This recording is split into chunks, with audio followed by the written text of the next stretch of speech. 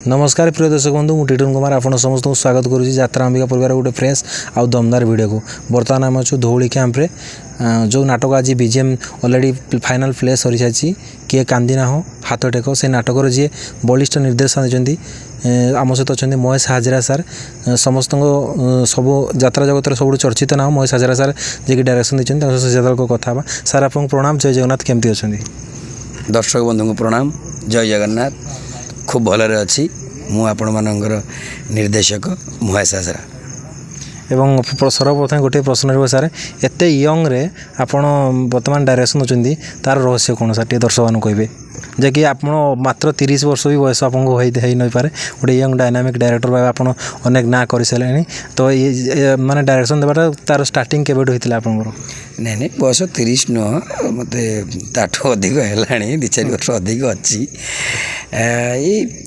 आमे किसी करूना निर्देशकर माने मुझे दूर बुझी कलाकार भितर लुचि जिनसटी को केवल चिमुटी बाहर करने को चेष्टा करे अमिताभ बच्चन को मुझे कहबिनी जे मु अभिनय जहाँ शिखौची आपण करंतु अमिताभ बच्चन पाखे थिबा कलाटी मु जो चरित्रटी खोजुची मु ताको खोजे तांको भितर यह ही निर्देशनार माने मु जानी मु जो चरित्र मानक मो नाटक खोजा को आसती एठिकी हुए तो सही चरित्र मानक मु खोजुली एठी यात्रा थिबा कलाकार मानक भितर मु केवल निर्देशनार माने एतिकी ही जानी हुए तो केतक अंश निहाती साटिस्फैक्शन पाई कौ कौ जगार मत कष्ट भी लगी था कौ कौ कलाकार सबुदे तो समस्त आशा अनुरूप हिसाब से जिनस मिले नहीं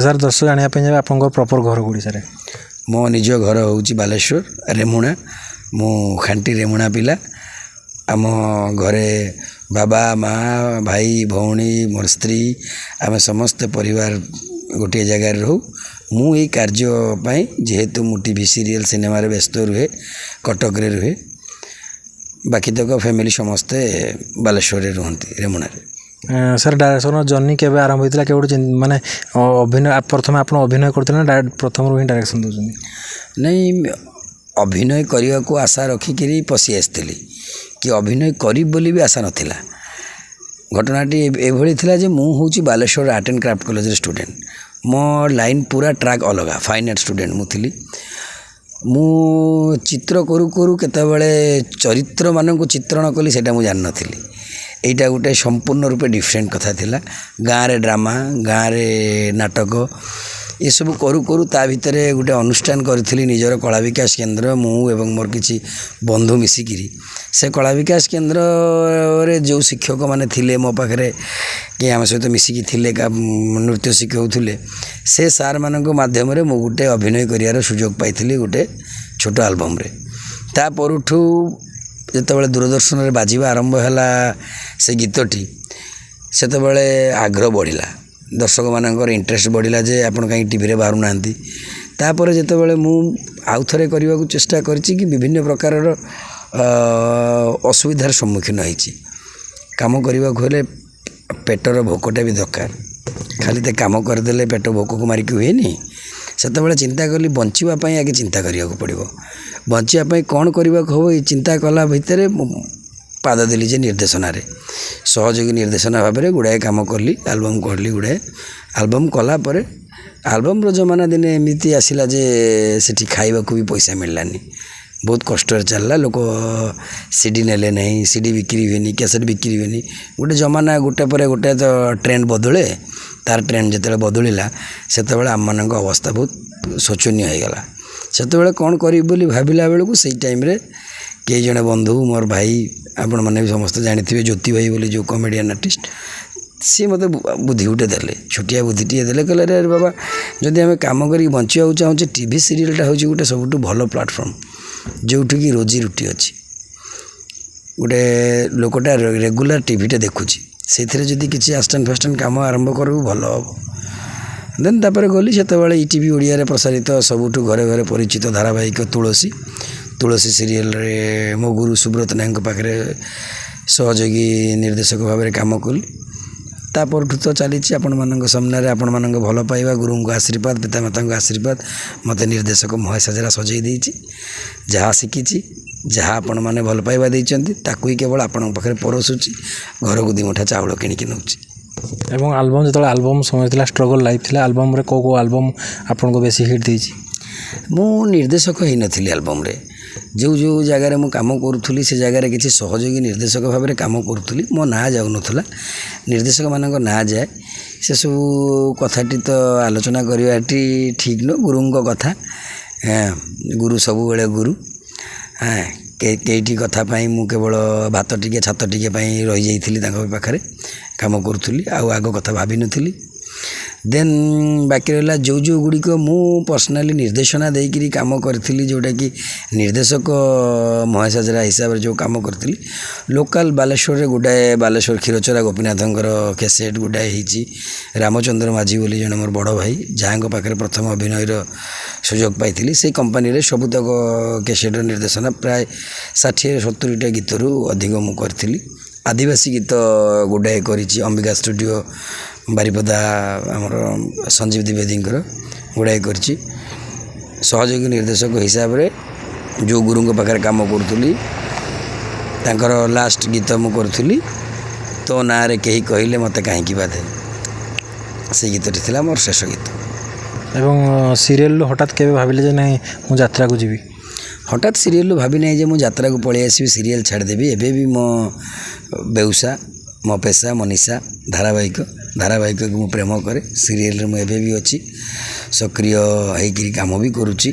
ଏଠି ଥାଇକି ବି ସକାଳେ ଏଠି କ୍ଲାସ୍ କରେ, ସନ୍ଧ୍ୟାରେ କ୍ଲାସ୍ କରେ, ଖରାବେଳେ ମୁଁ ମୋ ଫ୍ଲୋରକୁ ଯିବାକୁ ଚେଷ୍ଟା କରେ ଆଉ ଯାଏ ମଧ୍ୟ। ସୁଟିଂ କରିକି ପୁଣି ଏଠିକି ଆସିବାକୁ ପଡ଼େ। ସିରିଏଲ୍ କରୁ କରୁ ଯାତ୍ରାଟେ ବି ଯେମିତି କହିଲି, ଗୋଟେ ମୁଁ ଫାଇନ୍ ଆର୍ଟ ଷ୍ଟୁଡ଼େଣ୍ଟ ଥିଲି। କେତେବେଳେ ମୁଁ ଅଭିନୟ କରିଦେଲି, କେତେବେଳେ ମୁଁ ଆସିକି ଏ ଲାଇନ୍ରେ ପଶିଗଲି, ମୁଁ ନିଜେ ଜାଣିନଥିଲି। ସିରିଏଲ୍ରୁ ଯାତ୍ରା ଜଣେ ବି ସେମିତି ଥିଲା, ରବୀନ୍ଦ୍ର ରାୟ, ବାଘାଯତୀନ ଲୋକନାଟ୍ୟର ମାଲିକ। ସିଏ ଥରୁଟିଏ ମୋ ପାଖକୁ ଆସିଥାନ୍ତି ବୁଲିବା ପାଇଁ, ଆମ ସିରିଏଲ୍ ଦେଖିବା ପାଇଁ। କେହି ଗୋଟେ କଳାକାର ଅଛି ଯଦି ଦେଉନାହାନ୍ତି ଯାତ୍ରାରେ ଆକ୍ଟିଂ କରନ୍ତେ। ମୁଁ ମଜାକରେ କହିଦେଲି, ସାର୍ ଗୋଟେ ନାଟକ ଦେଉନାହାନ୍ତି, ମୁଁ କରିବି। ସେ କହିଲେ କରିବି? ମୁଁ କହିଲି ହଁ କରିବି। ମୁଁ ଏମିତି ସିରିୟସ୍ ନଥିଲି, କି ମୁଁ ବି ଏତେ ଆଗ୍ରହ ନଥିଲି ଯେ ହଁ ମୁଁ ଗୋଟେ କରିବି। ଯେହେତୁ ଥିଏଟର୍ ବ୍ୟାକ୍ଗ୍ରାଉଣ୍ଡ, ଥିଏଟର୍ କରୁଥିଲି, ନାଟକ ସନ୍ତୋଷ ନାରାୟଣ ଦାସଙ୍କ ପାଖରେ, ଡାଇରେକ୍ଟର ସନ୍ତୋଷ ନାରାୟଣ ଦାସଙ୍କ ପାଖରେ ଆସିଷ୍ଟାଣ୍ଟ ବି କରି ଯାତ୍ରା 2-3ଟି। କିନ୍ତୁ କେବେ ଯେ ମୁଁ ଗୋଟେ ଯାତ୍ରା ଡିରେକ୍ଟର ହେବି କି ଯାତ୍ରା କରିବି, କେଉଁ ମାଲିକଙ୍କୁ ଭେଟିବି, କେଉଁ ଯାତ୍ରା ଟେଣ୍ଟ ତଳକୁ ଯିବି, ବିଭିନ୍ନ ମ୍ୟାନେଜର ମାଲିକଙ୍କ ସହିତ ପରିଚୟ ହେବି, ସେ ଆଶା ନଥିଲା କି ସେ ଭରସା ବି ନଥିଲା। ମୁଁ କେବେ ପ୍ରଚେଷ୍ଟା କରିନଥିଲି। ମଜାକରେ ଥରୁଟିଏ ପଚାରିଦେଲି ଯେତେବେଳେ ରବୀନ୍ଦ୍ର ରାୟଙ୍କୁ, ସେ କହିଲେ ହଁ କରିବେ ଆପଣ। ହଠାତ୍ ତାଙ୍କ ମ୍ୟାନେଜର ଫୋନ୍ କଲେ ଯେ ସାର୍ ଆପଣ ଆମର ଗୋଟେ ଥାର୍ଡ଼ ନାଟକଟା କରୁଛନ୍ତି। ମୁଁ ବି ଭାବିଲି ନାଟକ ବହୁତ ଇଜି, ଯେମିତିକି ରେଗୁଲାର ଲାଇଫ୍ରେ ଆମେ ମେଗା ସିରିଏଲ୍ଟାକୁ ଧରିଦେଇଛୁ ସେଇଭଳିଆ ଫିଲ୍ କରିଥିଲି। ମୁଁ ନାଟକ ହେବ, ଥିଏଟର୍ ଯେମିତି ଆମର ହୁଏ, ମାସେ ଖଣ୍ଡେ ବୋଧେ ଶିଖା ହେବ। ତାପରେ ବୁଝିଲି ଯେ ସେ ମୋତେ ପଚାରିଲେ ଆପଣଙ୍କ ରାଇଟର୍ ଆଣିବେ ନା ମୁଁ ରାଇଟର୍ ଦେବି। ମୁଁ କହିଲି ରାଇଟର୍ ସିଏ ଦେବେ, ପୁଣି ଗପ ମୁଁ ବନେଇଛି, ସିଏ ପୁଣି ରାଇଟର୍ କେମିତି ଦେବେ। ତା ଭିତରେ ଜଣାପଡ଼ିଲା ଯେ ଯେଉଁ ରାଇଟର୍ଙ୍କ ନାଁ ସିଏ କହିଲେ ଅରୁଣ ନାୟକ, ଯାହାଙ୍କୁ ନେଇକିରି ମୁଁ ସବୁତକ ନାଟକରେ ଆମ 2 ଜଣଙ୍କର ପ୍ରାୟ ଯୋଡ଼ି ଥାଏ। ସେ ଅରୁଣ ନାୟକଙ୍କ ନାଁ ଯେତେବେଳେ କହିଲେ, ମୁଁ କହିଲି ମୁଁ ଚିହ୍ନା ଲାଗୁଛି। ଅରୁଣ ବାବୁଙ୍କ ସହିତ କଥା ହେଲା ପରେ ଜାଣିଲି ଯେ ସେଇ ଅରୁଣ ନାୟକ, ଯିଏକି ମୋର ସେତେବେଳେ ଚାଲିଥିବା ଜଷ୍ଟ ତା 2 ବର୍ଷ ପୂର୍ବରୁ ସରିଛି ଅପା ସିରିଏଲ୍ରେ ବି ଗୁଡ଼ାଏ ଏପିସୋଡ଼ ସେ ଲେଖିଥିଲେ। ଚିହ୍ନା ହେଲା, ତାଙ୍କ ସହିତ ଗପ ଆଲୋଚନା ହେଲା। ଗପଟି ଆଲୋଚନା ହେଲା ପରେ ମୋତେ ବହୁତ ଭଲ ଲାଗିଲା। ଅରୁଣ ଭାଇଙ୍କଠୁ ଜାଣିଲି ଯେ ନାଟକ ନାହିଁ, ମୁଁ ଯାହା ଭାବି ଦେଇଛି ଥିଏଟର୍ ଯେମିତି ହୁଏ ଆମର ଯାତ୍ରାଟି ସେୟା ନୁହଁ, 10 ଦିନରେ ସାରିବାକୁ ପଡ଼ିବ। କାହିଁକିନା ମୁଁ ଯାତ୍ରାରେ ଆସିଷ୍ଟାଣ୍ଟ କଲାବେଳେ ବହୁତ ଅଳ୍ପ ଦିନ କାଁ ଭାଁ ଯାଇକି ଟିକେ ଏମିତି ମୁହଁ ମାରିକି 2-3 ଦିନ ରହିକି ସାର୍ଙ୍କ ସହିତ ପଳେଇ ଆସିଥିଲି। ଏମିତି ଗୋଟେ ଯେ କ୍ୟାମ୍ପରେ ରହିବା କି ପିଲାଙ୍କ ସହିତ 10 ଦିନ, 15 ଦିନ କି 20 ଦିନ କେତେ ଦିନ ରିହର୍ସାଲ୍ ହୁଏ ତା ଗଣିତ ବି ମୋ ପାଖରେ ନଥିଲା। ମୃତ୍ୟୁଦଣ୍ଡ କଲି, ଦର୍ଶକଙ୍କ ଆଦୃତ ହେଲା। ତାପରେ ସେଇ ବାଘାଯତୀନ ଲୋକନାଟ୍ୟରେ ତା ପର ବର୍ଷ ହେଲା ସିତାରା ଜଳୁଛି ଚିତା। ସେଇ ବର୍ଷ ଯେଉଁ ବର୍ଷ ସିତାରା ଜଳୁଛି ଚିତା, ସେଇ ବର୍ଷ ରଙ୍ଗମହଲରେ ଗଙ୍ଗାଠୁ ପବିତ୍ର ଗଙ୍ଗଶିଉଳି। ତା ପର ବର୍ଷ 4 ଖଣ୍ଡ, ତା ପର ବର୍ଷ 3 ଖଣ୍ଡ, ତା ପର ବର୍ଷ 4 ଖଣ୍ଡ ଚାଲିଛି। ଆପଣମାନଙ୍କ ଆଶୀର୍ବାଦ ଆଉ ଭଲ ପାଇବାରୁ ଆଶା ଓ ଭରସା, କେବଳ ସେଇ ଭଲ ପାଇବା ଟିକକ ଦିଅନ୍ତୁ। ଆମ ନାଟକ ଗୁଡ଼ିକୁ ଦେଖିବା ପାଇଁ ତମ୍ବୁ ତଳକୁ ହିଁ ଆସନ୍ତୁ। ଏବଂ ଅନେକ ମନରେ ମାନେ ଭାବନା ଜାଗ୍ରତ ହୋଇଥାଏ ଯେ ଯାତ୍ରା ଡାଇରେକ୍ଟର ଆସିବେ ବହୁତ ସିନିୟର ହେଇଥିବେ, କିନ୍ତୁ ଆପଣ ଅତି ୟଙ୍ଗରେ ଯେତେବେଳେ ଯାତ୍ରା ଜଗତକୁ ଶିଖାଇବା ପାଇଁ ଯାଆନ୍ତି, ସେତେବେଳେ କ'ଣ ଲାଗେ, ସେତେବେଳେ କେମିତି ଲାଗେ? ସବୁ ପରେ ମୁଁ ଯାତ୍ରାରେ ଆପଣଙ୍କୁ ୟା ପୂର୍ବରୁ ଗୋଟାଏ କଥା କହିଲି, ମୁଁ ଅମିତାଭ ବଚ୍ଚନକୁ ଶିଖେଇକିରି ଅମିତାଭ ବଚ୍ଚନ ତିଆରି କରିଦେବିନି। Amitabh Bachchan already established.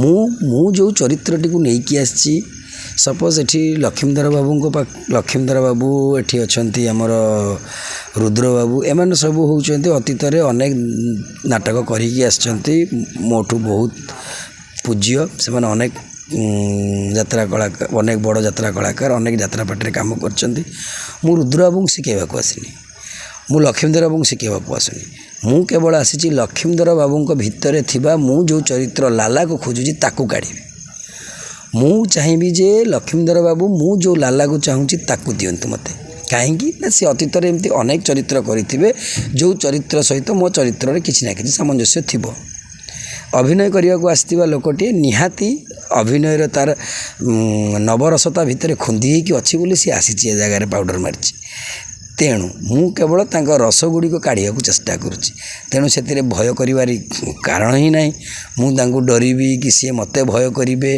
ଏସବୁଟା ପୁରା ଏକଦମ ବାହୁଲ୍ୟ କଥା ଆଉ ତାପରେ ଗୋଟେ ଆଉ ସେ ଯୁଗ ନାହିଁ ଯେ ଗୁରୁ ଶିଷ୍ୟର କଥା ଭିତରେ ଯେ ଗୋଟେ ବଡ଼ ସାନ ଗୋଟେ ଫ୍ରେଣ୍ଡଲି ହେଇକି କାମ କଲେ ଗୋଟେ ଟିମ୍ ୱାର୍କ ନେଇକି କାମ କଲେ ଗୋଟେ ଭଲ ଆଉଟପୁଟ୍ଟେ ବାହାରେ ମୁଁ ବି ଆଜି ପର୍ଯ୍ୟନ୍ତ ଶିଖୁଛି ଏଇଠି ବି ଏମାନଙ୍କ ପାଖରେ ଏଇ କଳାକାରମାନଙ୍କ ପାଖରେ କାମ କଲା ଭିତରେ ତାଙ୍କୁ ଶିଖାଇଲା ଭିତରେ ମୁଁ ବି ଅନେକ କଥା ଶିଖିଲି ଯାହାକି ଯାତ୍ରାରେ ମୋ ପାଇଁ ଆଗାମୀ ଦିନରେ ଯାତ୍ରାରେ ମୋତେ କାମ ଦେବ ପ୍ରତ୍ୟେକ ଦିନ ଆମେ ଯେପର୍ଯ୍ୟନ୍ତ ଷ୍ଟୁଡେଣ୍ଟ ହେଇକି ଅଛେ ସେ ପର୍ଯ୍ୟନ୍ତ ଆମେ ଶିଖୁଥିବା ଯେଉଁଦିନ ମାଷ୍ଟର ହେଇଗଲେ ସେଦିନ ଶିଖିବା ସରିଗଲା ए वर्ष जे कि धौली नुआर उपरे मैदान गोल होती जमीक आगुरी थिला धौली गणनाट्य ए यात्रा धौली होती एवं दीपक जेना सार बही मिली आपको स्पेशल दीपक जेना आपको जोड़ी एथर कमाल करेंगे बोली दर्शक मैंने आशा कर दीपक जेना जो यही बहीटी बर्तमान अच्छी बही दर्शक केते मन को छुईब और आप जो एंटायर टीम रही नुआर उपर समस्त टीम एथर पूरा चेंज होती तो एंटायर टीम वर्क केमती अच्छी और केते दर्शक आदृष्ट कर आशा कर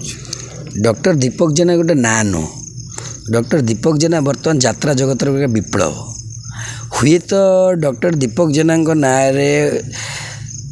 अनेक चर्चित कथा अनेक अतिरंजित कथा आमको शुणा मिले दीपक जेना सबू नाटक बहुत भल हुए यह गोटे पॉजिटिव कथा नेगेटिव कथा कौन अनेक लोक कहती जे दीपक जेना अनेक गुड़िए नाटक करुच्ची से करे जे करें जदि सी कर मिलूँ ताले आम अस्मिता भाव आणवार किसी माने ना मु गोटाए कथा कहे जदि मु 100 पेज खाली शून्य लिखी केते दिन लगे जो मैंने भी प्रश्न पचारती जे दीपक जेना अनेक नाटक लिखे गोटे वर्ष को 18 खंड करती 15 खंड करती आउ तांको नाटक गत थर करी गत वर्ष बाघा जो आम रंगमहल आसी एका जीवी मु एका हैंड राइटिंग गोटे शब्द कई आसिस्टाट कहीं लिखिथिबार न था कि आसिस्टाट भी आज पर्यटन कहीं नहांती एठी जो नाटक कली 130 पेज नाटक से लिखिं मुझे काटिली जी कौन कली अलग कथा ता भितर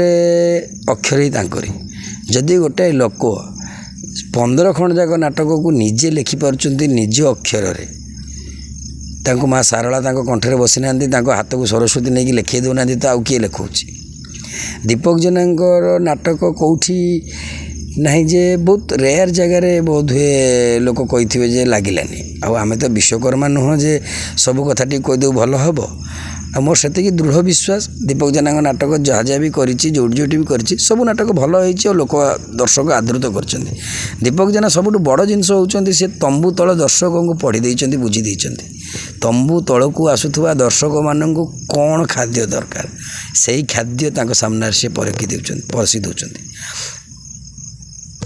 एवं ए वर्ष केतन नाटक आपको सुजोग मिली निर्देशन देवाई धौली धौली तो गोटाए नाटक आपन तो मूलरू कहली मो रोजी रुटी मो व्यवसाय हूँ धारावाहिक ता भितर भारी आसिक काम करा बहुत डिफिकल्ट हुए ए वर्ष मात्र 2 खंड नाटकर ये धरी गोटे हूँ धौली आ गोटे हूँ जाग्यसेनी अपेरा 2टी जाक नाटक दीपक जेना एवं ये फाइनल बीजीएम सरला अंटा टीम रही आप निजे बहुत परिश्रम कर टीम बहुत परिश्रम कर पूरा गोटे निआर नाटक रही गाँवली चरित्र को लेकिन नाटक रही रुद्र भाई एवं स्मरणिका मैडम को निपुण अभिनय देखापी मिली अनेक कलाकार आगमन रही दर्शक मान कौन बार्ता देवे नाटक किभली हम और जो दर्शक मैंने आगामी दिन 24-25 आसवे नाटक देखापी कौन बार्ता रही सबुठ बड़ कथा ମୁଁ ଯାହା ପରିଶ୍ରମ ନ କରିଛି ତାଠୁ ଅଧିକ ପରିଶ୍ରମ କରୁଛନ୍ତି ମୋ କଳାକାରମାନେ। ଆମ ପରିଶ୍ରମର ଫଳ ସେତେବେଳେ ଲାଘବ ହୁଏ ଯେତେବେଳେ ମୁଁ ଦେଇଥିବା କଥାଟିକୁ ମୋ କଳାକାର ଆଣିକି ଦର୍ଶକ ପାଖରେ ପହଞ୍ଚାଇ ଦିଏ। ସବୁଠୁ ବଡ଼ ଜିନିଷ ସେଇ ଗୋଟାଏ କଥା। ଶିକ୍ଷକଙ୍କର ପାଠଟିକୁ ଯଦି ଛାତ୍ର ଗ୍ରହଣ କରିକିରି ୟୁଟିଲାଇଜ୍ ଠିକ୍ସେ କରିଦେଲା ସେତେବେଳେ ଗୁରୁ ଗର୍ବିତ ହୁଅନ୍ତି। ସେଇଭଳିଆ କଥା। ଦର୍ଶକ ଏଠି ଭରପୁର ମନୋରଞ୍ଜନ ପାଇବେ ଏଇଥିପାଇଁ ଏଠି କେବଳ କଳାକାର ହିଁ ଅଛନ୍ତି, ଯେଉଁମାନେ ନାଟୁଆ, ଯେଉଁମାନେ ନାଟକକୁ ପ୍ରେମ କରନ୍ତି, ଯେଉଁମାନେ ଗପର ମହତ୍ତ୍ୱ ବୁଝୁଛନ୍ତି, ନାଟକର ମହତ୍ତ୍ୱ ବୁଝୁଛନ୍ତି। ମୋ ସାମ୍ନାରେ ବସିଥିବା ଦର୍ଶକ ଭଗବାନ ମାନେ ମୋତେ କେତେ ଆଦୃତ କରିବେ ତାଙ୍କ ରୁଚିକୁ ନେଇକି ସେମାନେ ପରିବେଷଣ କରନ୍ତି। ସେଇଟା ହିଁ ହେଉଛି ଏଇ ଧଉଳିରେ ଏ ବର୍ଷ ସେମାନେ ପାଇବେ ଦର୍ଶକ ବନ୍ଧୁମାନେ। ଆଉ ଆଶା ଓ ବିଶ୍ୱାସ ଦର୍ଶକ ବନ୍ଧୁମାନେ ଯିଏ ବି ଧଉଳି ତମ୍ବୁ ତଳକୁ ଆସିବ ସିଏ କେବେ ନିରାଶ ହେଇକି ଫେରିବନି, କହିବନି ଯେ ଧଉଳିରେ ନାଟକ ଭଲ ହେଇନି, କଳାକାର ଭଲ କଲେ ନାହିଁ। ନାଟକ ଯେଉଁ ଭଳିଆ ହେଉ କି ନ ହେଉ ଏ କଳାକାରଙ୍କର ଅଭିନୟ ଦେଖିକିରି, ଏ କଳାକାରଙ୍କର କାରନାମା ଦେଖିକିରି ଏମାନଙ୍କର ଛାତି କୁଣ୍ଢେମୁଣ୍ଢ ହେଇଯିବ, ତାଙ୍କ ପଇସା ଅସୁଲ ହେଇଯିବ। ଆପଣଙ୍କ ସାର୍ ସ୍ୱପ୍ନ କ'ଣ ରହିଛି ଆଗାମୀ ଭବିଷ୍ୟତରେ, କ'ଣ କିଛି ଯୋଜନା ଅଛି ଦର୍ଶକମାନଙ୍କୁ କହିବେ? ରାତି ସ୍ୱପ୍ନ ସତ ହୁଏନି, ନିଦ ଭାଙ୍ଗିଗଲେ ସ୍ୱପ୍ନ ଭାଙ୍ଗିଯାଏ। ଦିନରେ ସ୍ୱପ୍ନ ଦେଖ ଯାହାକୁ ସାକାର କରିବାକୁ ଚାହୁଁଛ, ଆଉ ଏମିତି ସ୍ୱପ୍ନ ଦେଖ ଯାହାକୁ କାହା ପାଖରେ ସେୟାର କରିବନି। ସ୍ୱପ୍ନକୁ ସ୍ୱପ୍ନରେ ରହିବାକୁ ଦିଅ। ସ୍ୱପ୍ନ ଆଗକୁ ଆଗକୁ ବଢ଼ି ଚାଲିଲେ ସେଇଟା ଭଲ ଲାଗେ। ଆଉ ଦ୍ୱିତୀୟ କଥା, ଆମେ ସ୍ୱପ୍ନ ଦେଖିବା, ଆମେ ଭାବିବା ଆମେ କ'ଣ ହେବା, କରେଇଲା ବାଲା ସିଏ। ପଢ଼ୁଥିଲି କ'ଣ, ହେଲି କ'ଣ, କରୁଥିଲି କ'ଣ, କରୁଛି କ'ଣ, କରେଇଲା ବାଲା ସିଏ। ତେଣୁ ଆମେ କେବଳ ଭାବିପାରିବା ଯେ ମୁଁ ଗୋଟେ ଏଇଆ ହେଇଥିଲେ ଭଲ ହେଇଥାନ୍ତା, ମୁଁ ଗୋଟେ ଏଇଆ କରିଥିଲେ ଭଲ ହେଇଥାନ୍ତା। ତେଣୁ ସ୍ୱପ୍ନ ଦେଖିକିରି ସମୟ ନଷ୍ଟ କରିବାର ନାହିଁ।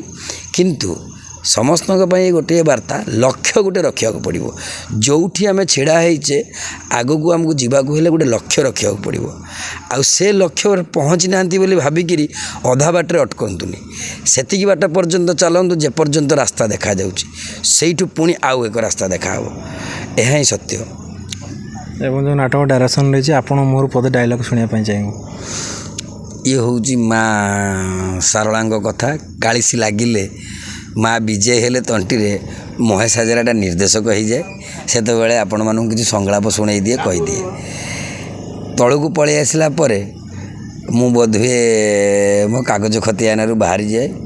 ନାଟକ ରିହର୍ସାଲ୍ ହେଲା ପରେ ବି ମଞ୍ଚରେ ଥିଲାବେଳେ ମନେ ମନେ ପଚାରେ ଯେ ଏଇଟା କେତେ ନମ୍ବର ସିନ୍ ଚାଲିଛି। ଏଇଟା ପ୍ରାୟ ସବୁ ନିର୍ଦ୍ଦେଶକଙ୍କ ପାଖରେ ଥାଏ।